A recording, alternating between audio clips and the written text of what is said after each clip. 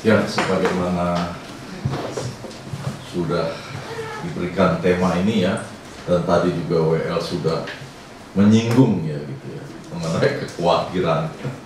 Jadi saya tidak tahu ya ibu-ibu apa yang dikhawatirkan. Tapi kita, banyak, kita mau mendengar dulu ya,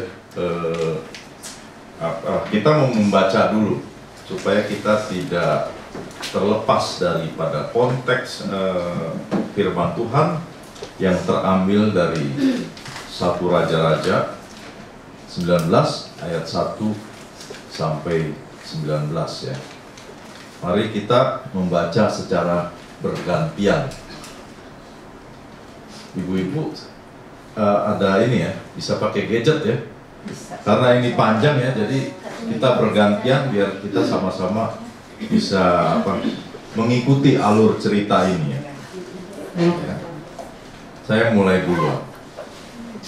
Ketika Ahab memberitahukan kepada Izebel segala yang dilakukan Elia dan perihal Elia membunuh semua nabi itu dengan pedang, maka Izebel menuju seorang suruhan mengatakan kepada Elia, "Beginilah kiranya Allah menghukum aku, bahkan lebih lagi daripada itu, jika besok kira-kira pada waktu ini aku tidak membuat nyawamu sama seperti nyawa salah seorang dari mereka itu."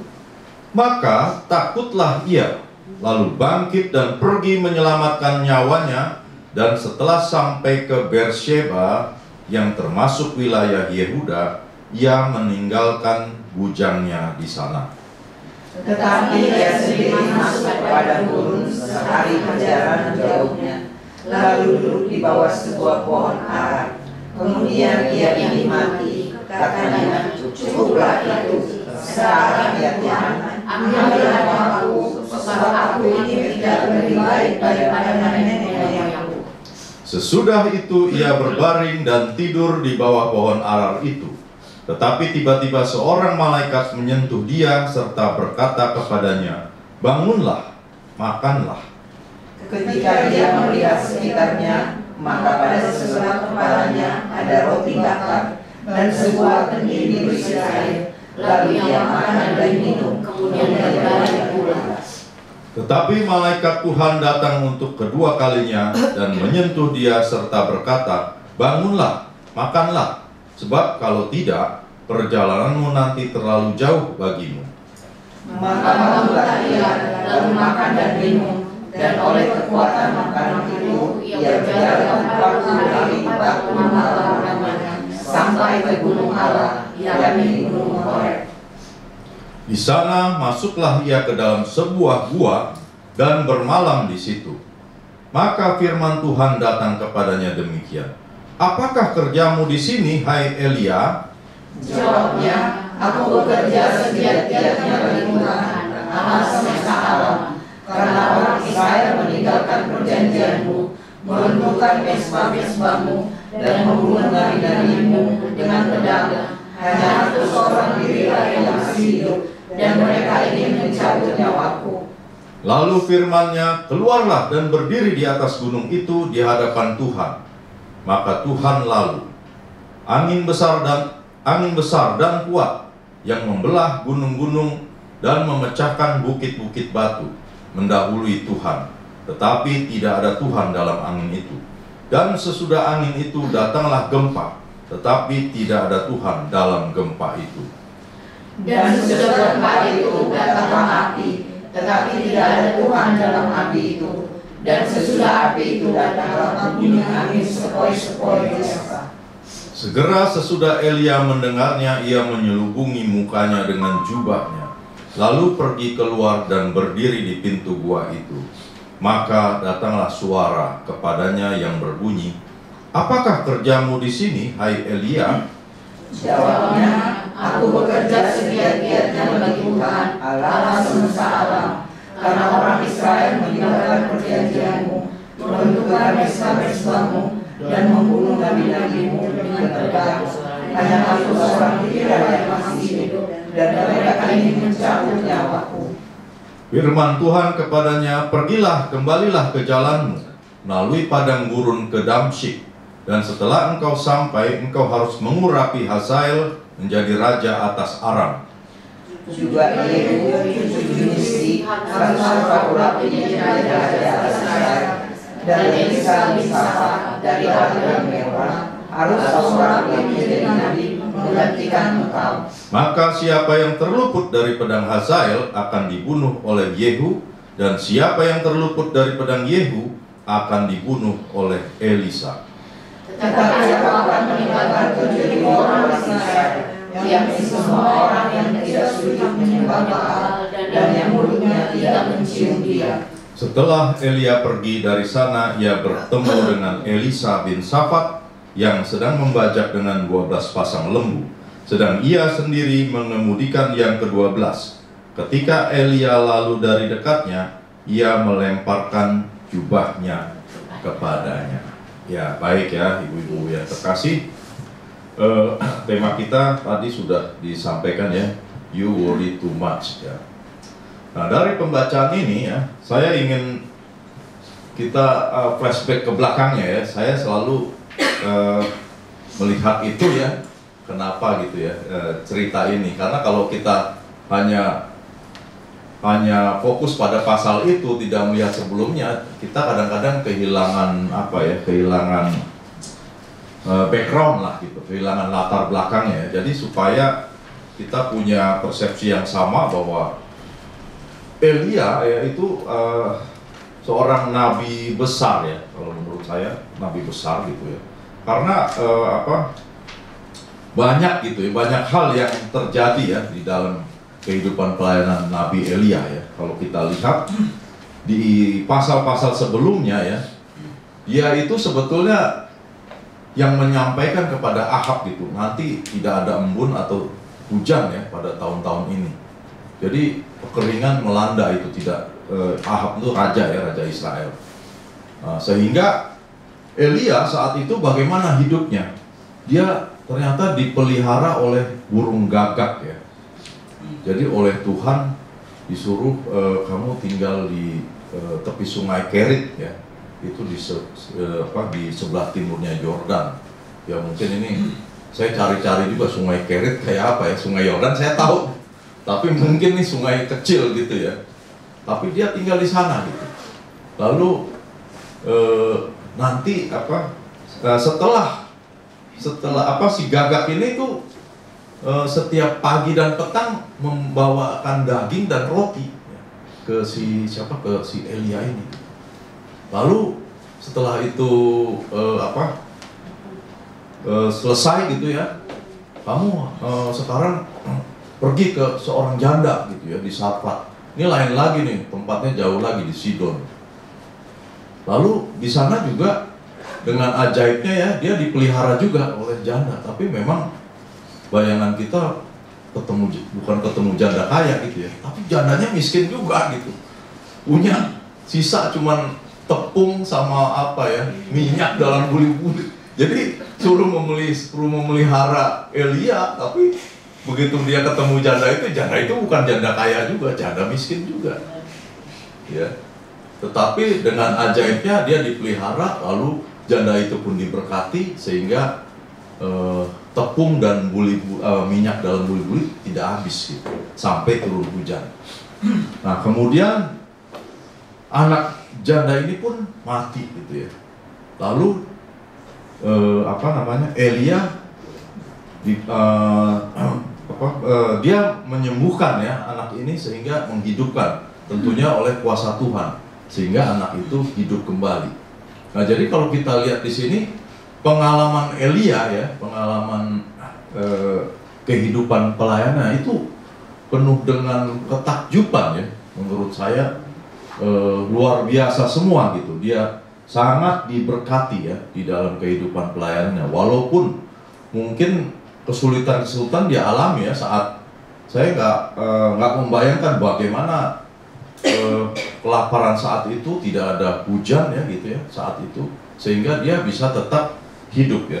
Jadi ini perlu jadi catatan kita, tidak ada hujan saat itu, kekeringan, tetapi dia bisa hidup gitu ya. Dengan cara apa? Dengan cara Tuhan memelihara yang mungkin ya tidak di dalam pemikiran kita gitu ya, sebagai orang percaya ya. Sekalipun kita orang percaya, kadang-kadang pikiran kita, wah nanti begini, oh nanti begitu, oh begitu. Ternyata Tuhan memeliharanya beda gitu ya. Mungkin juga ya, saya tidak tahu. Elia, oh kamu nanti dipelihara janda di sana. Pikirannya yang tadi jandanya kaya gitu. Ternyata enggak gitu ya. Nah kemudian puncaknya ketika itu Elia harus berhadapan dengan nabi-nabi Baal ya. Karena saat itu kerajaan Israel ya, Israel ini berarti kerajaan utara ya, karena kan di selatan kerajaan Yehuda ya. Itu sudah semua rakyat ya, itu hampir semuanya sudah menyembah Baal. Nah ini harus direformasi gitu ya. Saat itu tampillah Elia ya. Jadi waktu itu kalau kita baca ceritanya, membuat mesbah gitu ya.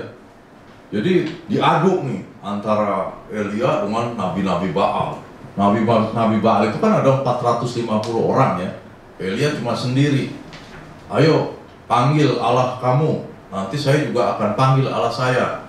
Nanti kalau api yang datang menghanguskan persembahanmu, maka itu tandanya Allah yang benar gitu. Nah, akhirnya si nabi-nabi Baal ini pun menyiapkan ini ya, mesbah gitu ya, diisi kurbannya sampai petang, nggak ada tuh api yang menjilat persembahannya. Tetapi begitu Elia mempersembahkan, bahkan di paritnya diisi air, masih air semua. Tapi begitu Elia meminta, push, hangus ya, persembahan itu dijilat oleh api Tuhan. Nah itulah ceritanya yang begitu ajaib ya, yang begitu spektakuler gitu ya. Nah di sini ya mulai. Jadi kalau kita tadi melihat kehidupan pelayanan Elia ya, penuh dengan penyertaan Tuhan, dengan puncaknya membasmi Baal tadi ya. Ini tidak jalan-jalan ya harus. Dengan membasmi nabi-nabi Baal ya. Waktu itu nabi-nabi Baal itu akhirnya disembelih ya. 450 orang itu disembelih di Sungai Kison ya, darahnya dibuang di Sungai Kison, di lembah Kison atau Sungai Kison, saya lupa tuh. Nah, apa? Di sungai ya, Sungai Kison. Iya, Sungai Kison. Nah,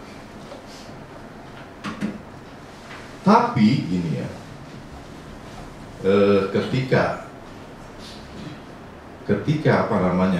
sesudah selesai itu, Ahab kan melaporkan ke istrinya Isabel.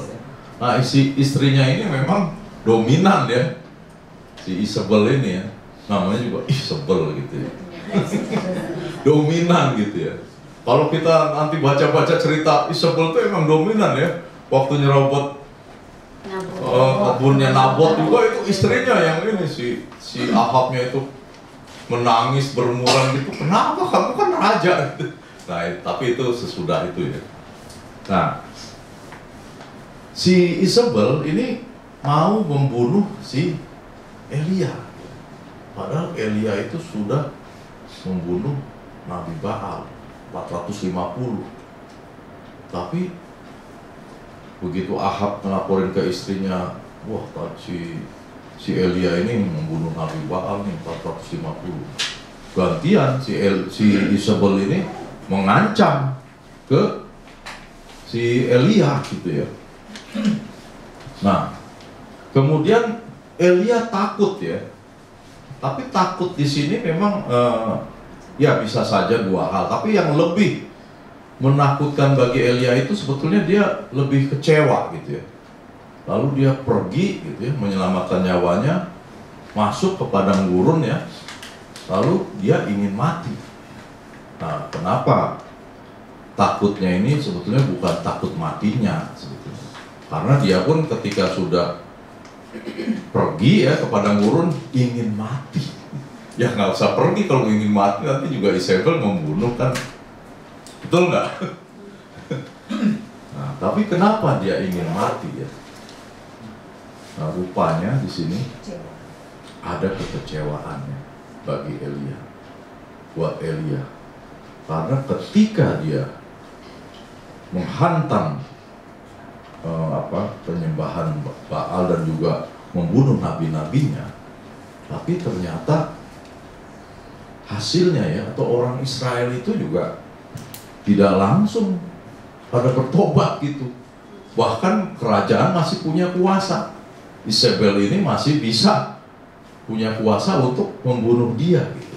Artinya apa yang dia lakukan gitu ya, kok begini ya Tuhan ya. Jadi ini kebalikannya dari Yunus. Yunus itu suruh berkhotbah di Niniwe gitu ya, nggak mau dia. Nah, begitu dia akhirnya mau gitu ya, dia khotbah, kesel dia karena Niniwe-nya bertobat. Jadi yang dia khotbahkan tidak sesuai hasilnya si Yunus. Dia khotbahkan inginnya tuh Niniwe dihajar aja sama Tuhan, malah bertobat. Nah, ini kebalikan juga. Elia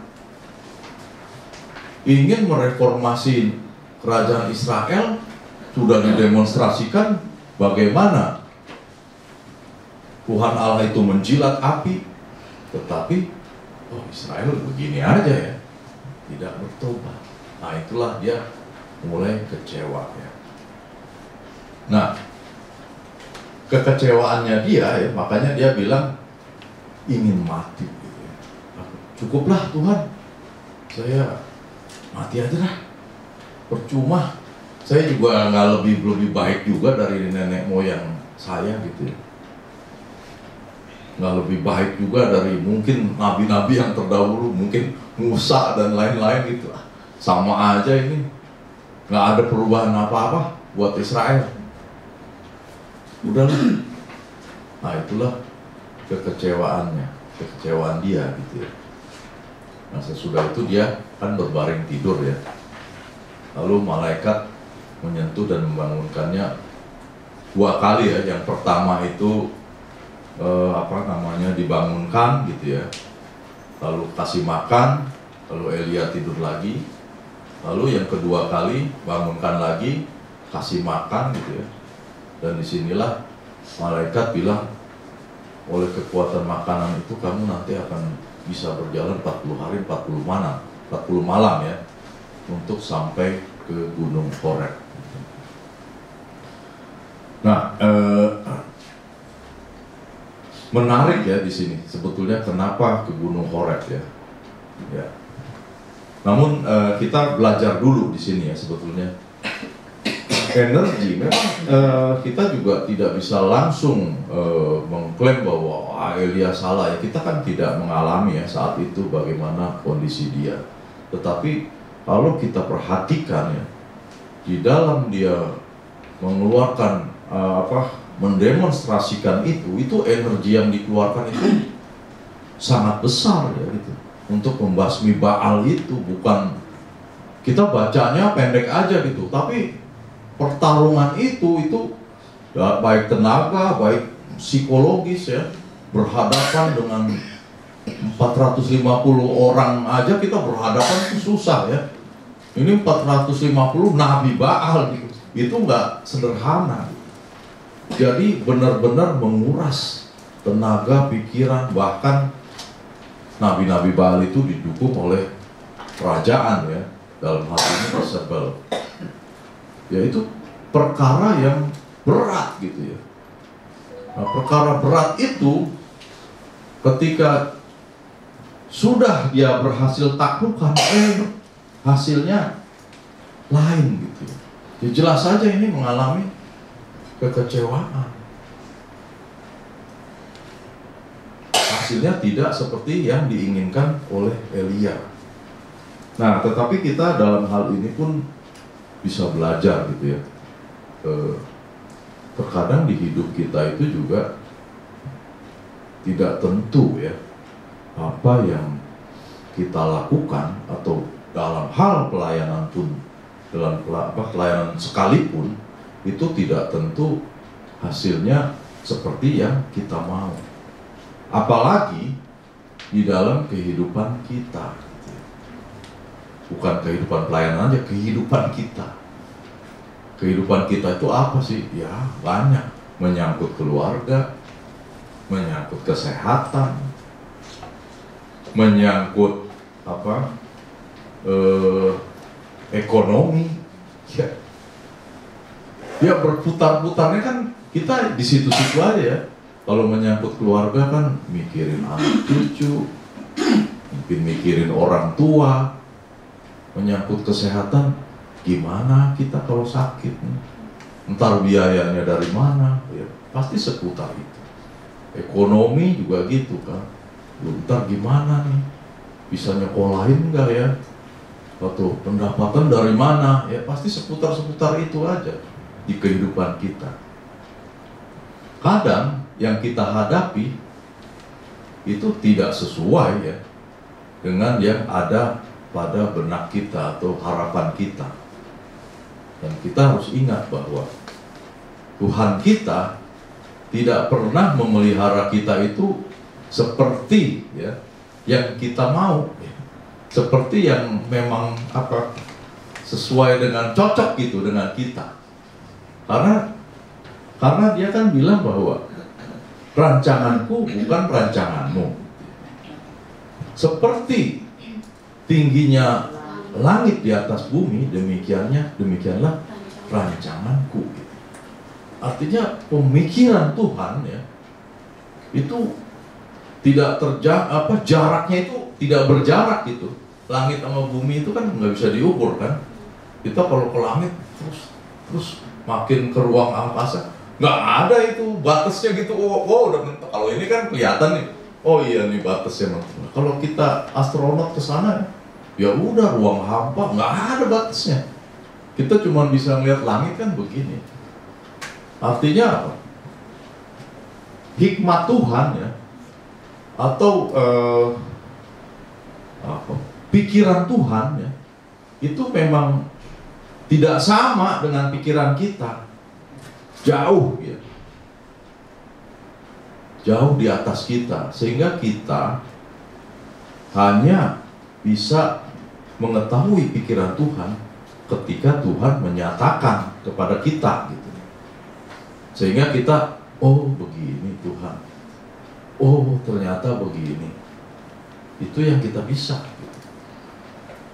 Nah oleh karena itu ya kita yang harus kembali gitu ya kepada Tuhan, bukan Tuhan yang menyesuaikan dengan kita gitu. Sehingga kalau keadaan kita ya saat ini gitu, mungkin kita tidak puas gitu ya, tidak sesuai dengan harapan kita, jangan dulu kita menyalahkan Tuhan. Ya ini mirip ya kisahnya dengan Elia.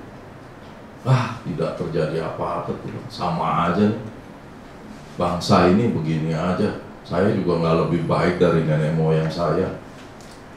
Udah dikasih, ditunjukin, didemokan seperti ini juga tetap aja tuh nggak terjadi perubahan. Dan mungkin pelayanan kita pun bisa juga demikian. Udah latihan ini, latihan itu, memerankan ini, memerankan itu, mengambil porsi ini, mengambil porsi itu. Gini-gini aja Tuhan.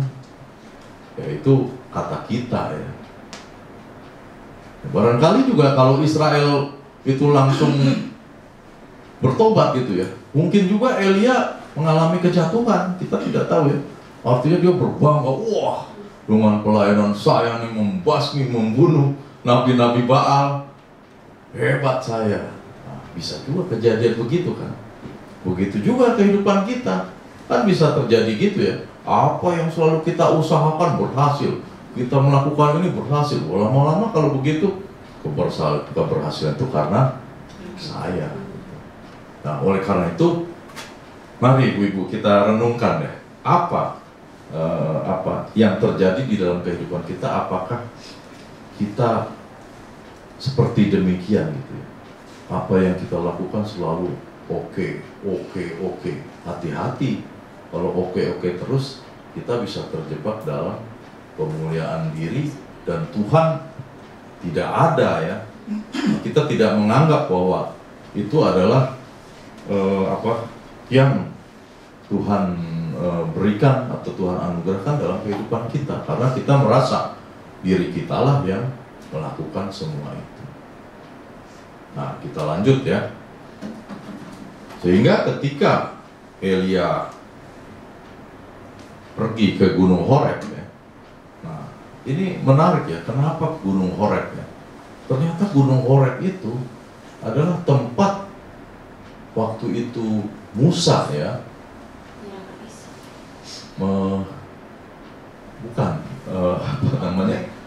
melakukan perjanjian ya dengan Allah. Allah melakukan perjanjian dengan Musa dan umat Israel. Jadi Elia dibawa ke sini. Dia merasa putus asa, merasa ngapain lagi ya? Susah nih Tuhan. Umat Israel, saya juga ngapain kerja lagi di sini. Sehingga yang ditanya oleh Tuhan itu, apakah kerjamu di sini? Ya, dia mengatakan, aku bekerja segiat-giatnya bagi Tuhan. Orang Israel nih meninggalkan perjanjianmu gitu.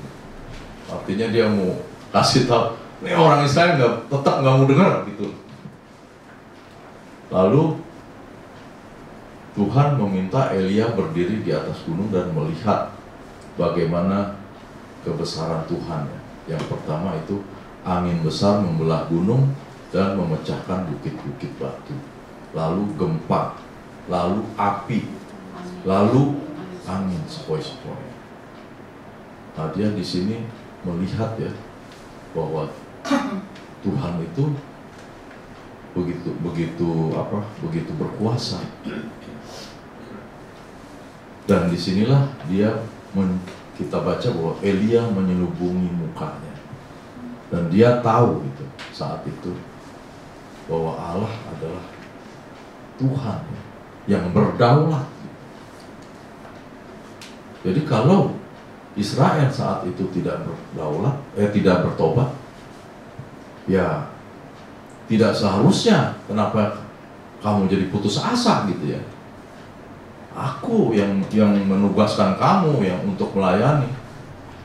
Hasilnya itu ada pada Tuhan, bukan pada diri Elia.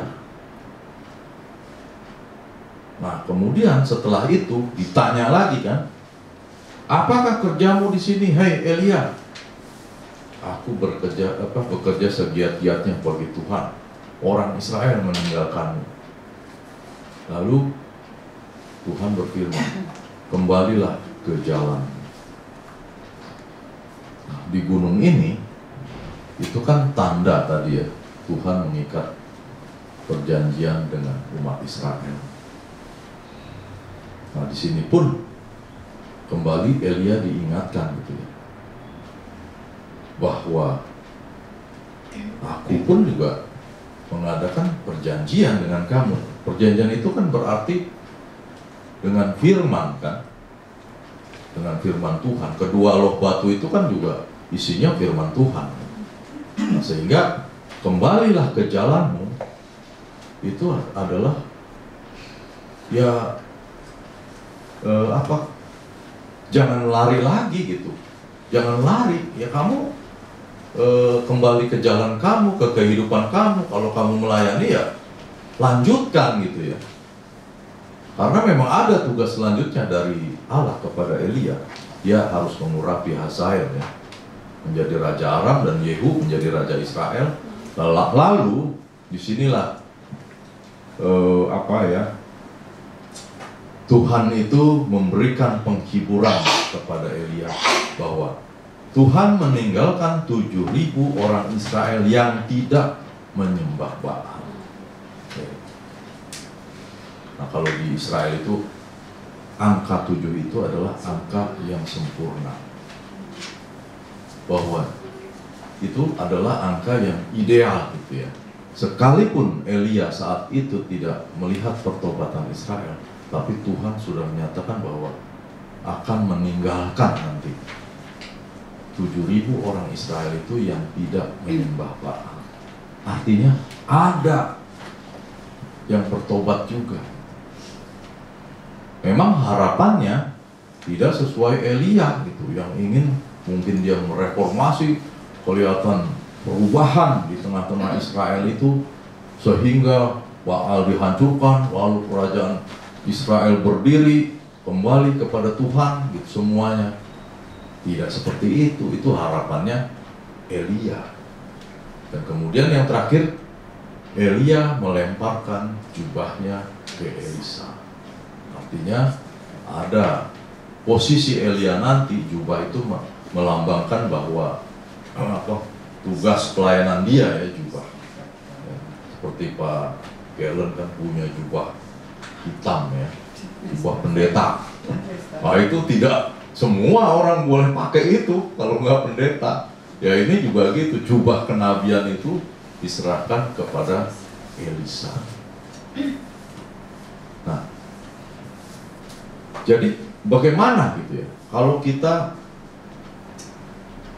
punya kekhawatiran gitu, kekhawatiran yang tidak sesuai dengan harapan kita. Dan di saat ini pun mungkin kita merasakan gitu, oh hidup saya begini Tuhan, begini begitu, mempertanyakan Tuhan. Maka jawaban yang paling tepat adalah kembalilah kepada firman-Nya. Horeb ini itu menandakan perjanjian umat Tuhan kepada umatnya ya, melalui Musa saat itu ya. Nah, perjanjian itu adalah firman ya. Firman kita aja kan, firman Alkitab kita perjanjian lama, perjanjian baru. Kita jika mengalami kehidupan yang mengkhawatirkan ya, jangan langsung berpikir apa yang kita mau. Tapi baiklah kita kembali kepada firman Tuhan. Bacalah firman Tuhan, gumuli firman Tuhan itu, ikuti apa yang terjadi. Kita boleh belajar dari firman Tuhan ya, mulai dari ketokohan itu bisa menjadi contoh buat kita atau bisa perenungan. Apa yang diajarkan oleh kalimat-kalimat Tuhan Yesus ya, itu penuh hikmat dan bijaksana. Itu pun bisa melegakan hati kita, sehingga kehidupan kita yang mungkin penuh kekhawatiran itu sangat terobati gitu, dengan kita membaca firman Tuhan. Artinya datang lagi kepada Tuhan yang mengikat perjanjian dengan kita. Jadi jangan pergi ke tempat lain ibu-ibu. Kalau pergi ke tempat lain pasti salah. Pergi ke dukun udah pasti salah. Inginnya diberikan solusi cepat aja gitu ya, pasti salah. Ya kalau mau ke hamba Tuhan sharing boleh gitu. Just sharing atau menumpahkan masalah-masalah itu sejauh untuk melegakan secara psikologis nggak apa-apa gitu. Tetapi kembali kepada firman, kembali kepada Tuhan, itulah yang utama. Karena Tuhan Yesus aja bilang kan, yang letih dan berbeban berat ya, datanglah kepada ya. Jadi kita kenapa kepada Yesus? Yesus itu firman Allah yang hidup ya, firman Allah yang memang turun dari surga, yang asal usulnya itu firman, ketika turun ke dunia menjadi manusia. Jadi kalau kita datang kepada Dia, yaitu kita datang kepada firman, sama saja. Nah, jadi demikian ya, ibu-ibu yang kekasih. Jadi kehidupan kita itu kita harus takluk ya kepada agenda Tuhan. Ini penutup ya. Jadi bukan kepada agenda kita. Sama seperti Elia tadi, bukan agenda Elia, ini agenda Tuhan. Hidup kita pun bukan agenda kita, agenda Tuhan. Kita yang harus takluk, bukan Tuhan yang ikut kita. Kebalik itu, kita yang takluk kepada Tuhan. Tuhan mau apa dengan kita? Nah, itulah yang harus kita renungkan ya, atau kita jalani di dalam kehidupan kita sehari-hari. Mari kita berdoa.